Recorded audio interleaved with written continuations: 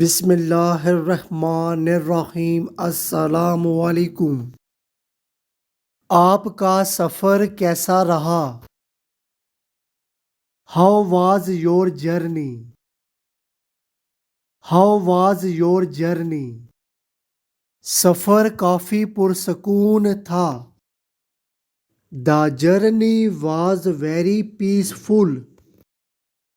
The journey was very peaceful. ہم کافی دنوں بعد مل رہے ہیں۔ We are meeting after a long time. We are meeting after a long time. آپ کا شہر واقعی پیارا ہے۔ Your city is really beautiful. Your city is really beautiful. آپ کتنے دن رکیں گے یہاں؟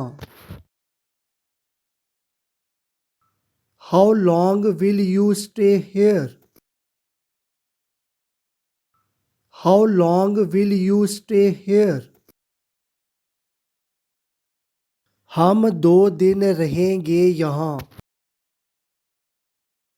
We will stay here for 2 days. We will stay here for 2 days.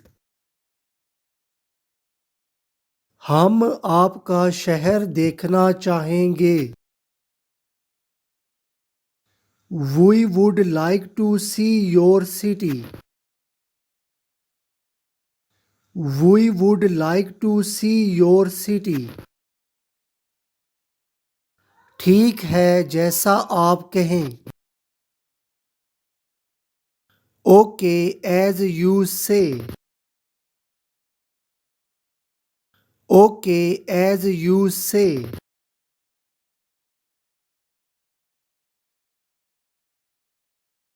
Urdu to English learning channel کو سبسکرائب کریں۔ شکریہ۔